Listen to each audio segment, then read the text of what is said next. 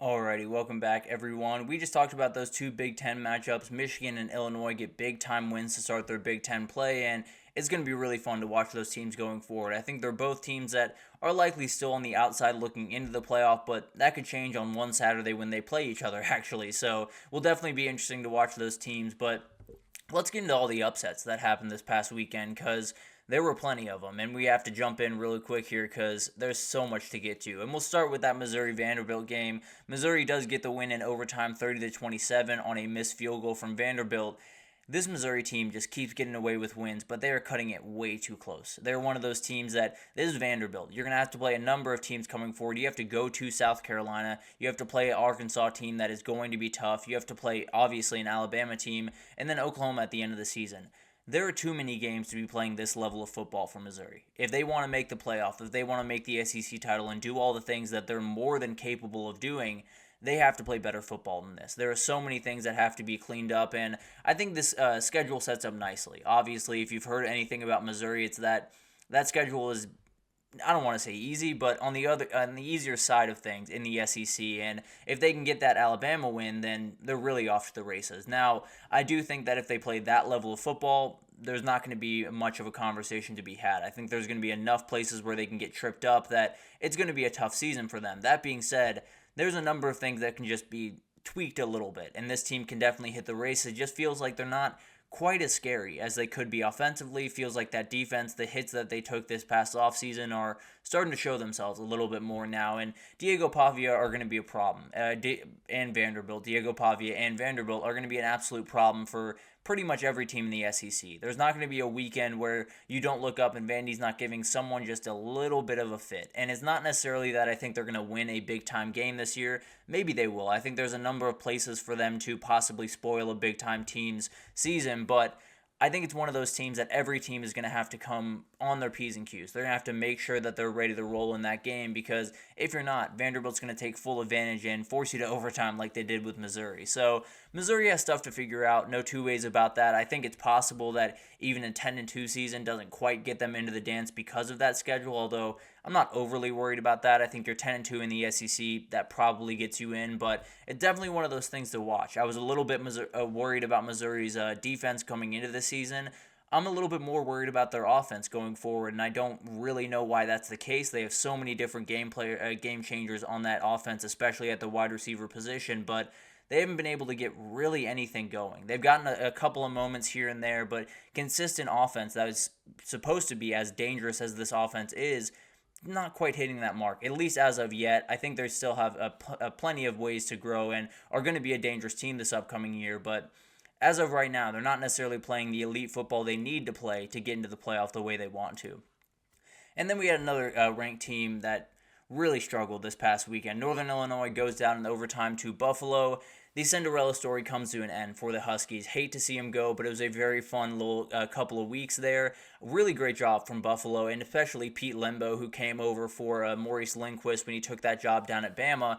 Did an incredible job with this team. They play really clean football. They stay in these games much longer than they did a year ago. They were down 14-3 in this game. Were able to battle back to come back and win. So really impressive stuff from this team. I think they're one of those guys that probably won't make too much noise in the MAC, but might be able to knock off a couple of those big-time teams and definitely shake up that conference a little bit. And I think more than anything, I think Northern Illinois just got in a tough spot more than anything else. I think huge win, tons of media coverage. Frankly, I think the bye might have actually hurt them for refocusing because they knew they had all this time that I don't know if they really refocused until this upcoming week, and that's probably a little bit too late for this game. So they just missed the mark on this one. I think it's one of those things that you'll probably see this a lot in the MAC, where you feel really good about one team, and then they walk into a stadium on one given Saturday, and it doesn't go their way, because the MAC is really weird. So this is a huge start to the season, I think, for Buffalo. Makes them a little bit more interesting in that MAC race. For Northern Illinois, I think they're very much in the race, but definitely a huge blow to them for sure. And then we had this one. I don't even know what happened in this game. I watched the entire thing, and I still don't know what happened in this game. James Madison scored 53 points in the first half, only scored 17 in the second half, and won by 20 points. It was just absolutely ridiculous stuff from North Carolina in this game.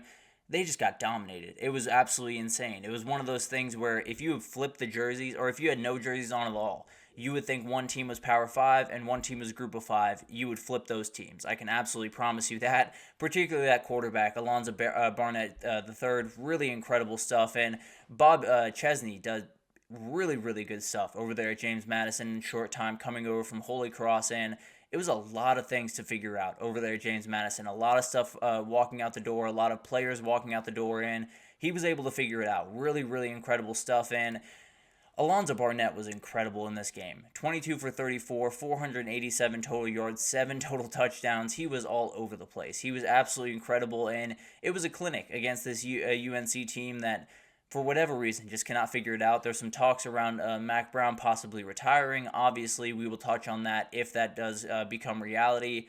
I think it might just become reality, but we'll see what happens. Definitely a huge win for JMU. Sets their sights on the Sun Belt title, and it could be really fun. If it's them against Texas State at the end of the season, that might just be appointment television, I'll be totally honest. And then we had Navy just do mean things to Memphis as well. And this was a very, very tough spot for Memphis, coming off that huge win against FSU a week ago.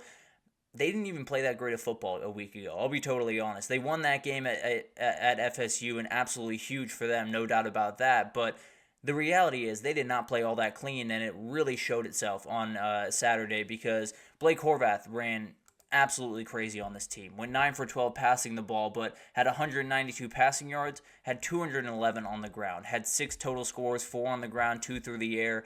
The kid was incredible. He was absolutely awesome, and one of those things where you look up probably every 5 minutes and you'd see him running free for another touchdown. It was incredible to watch them go to work, and Memphis just got a huge shot to their CFP hopes. That is for sure. It's one of those things that a lot of people thought they would just kind of roll through the American, be able to be at the end of the year with Tulane or with one of these other elite teams in there playing for a spot in the playoff. Now it just got a lot more sketchy, and frankly, I think they might have had to go undefeated to get it. Possibly if they go 12-1, they're able to pull it off, but this is a really tough loss, and they're going to have to make sure that Navy's one of those teams that competes in the AAC, and frankly, I think they might just be able to. They did so many great things. I think that offense is very, very dangerous, what they call the sling T over there. Really, really dangerous offense, and whenever you give up 400 yards of offense to one player, never the greatest thing for a Memphis team that very badly needs a good defense if they're going to make it through that American schedule. So definitely a little bit worried about Memphis. I think their CFP hopes might be dwindling by the second, and then Navy is one of those teams that you're going to want to watch going forward because they play some really fun football over there in Annapolis. And then Washington State escaped. They stayed alive for their CFP hopes, possibly their CFP hopes. This is definitely a game that will come up in those conversations, I can promise you that. But first of all, very much apologize to the guy that asked for John Mateer over 250 passing yards. He had 390. I just did not think that was going to be the case. San Jose State came in with a top 20 passing offense or passing defense.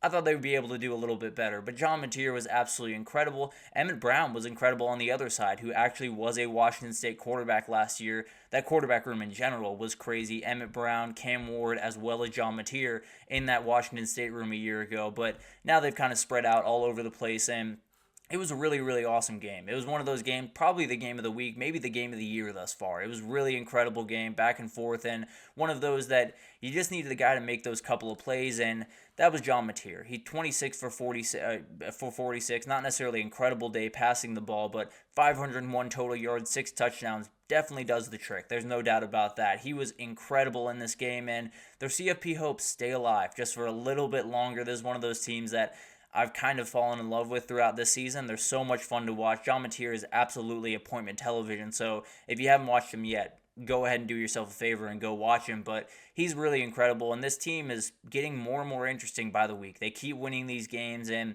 if they go undefeated, there's no way you're keeping them out. I can almost promise you that. So a ton of big-time games coming up at Fresno State, at Boise State, so we'll see what happens with this team, but they stay alive for at least one more day, and John Mateer does plenty to keep that a reality.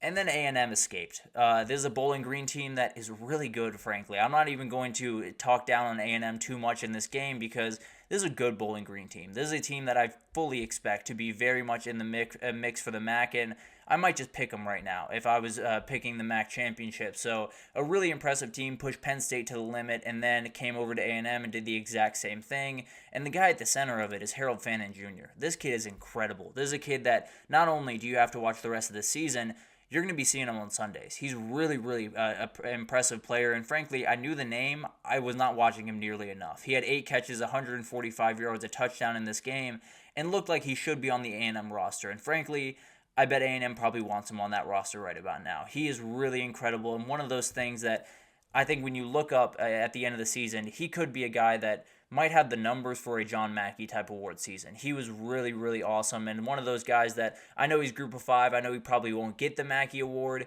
He probably should get a little bit of recognition for it. He's absolutely incredible. And then on the other side, A&M is one of those teams that's just going to need a little bit of time. I think they're more than a quarterback away. I think they have a number of things that they have to fix, particularly on that offensive line. The defense plays really well. I think they're a really solid defense. They got beat a couple of times on some trick plays and some different things, but overall, I think a really solid defense, one of those teams that's going to be frisky throughout the season, but I think 2025 is likely when everything takes off for that Mike Elko team over there, but overall, you got the win, right? You kept your hopes alive and definitely stayed in the fight. And this will be an interesting team going forward. We'll see what they can do with Marcel Reed at quarterback, but not necessarily the result you wanted. If you're an A&M fan, I think you had a lot of momentum coming out of last week and definitely lost a little bit. There's no two ways about that, but still plenty in front of you, no doubt. But let's take our third break here, and when we come back, we're just going to get to the rest of the top 25, break down what everyone did, and we'll break down an Archie Manning performance that was a C+, as he put it, and I tend to agree with him. But we'll talk about that right after this, so stick with us.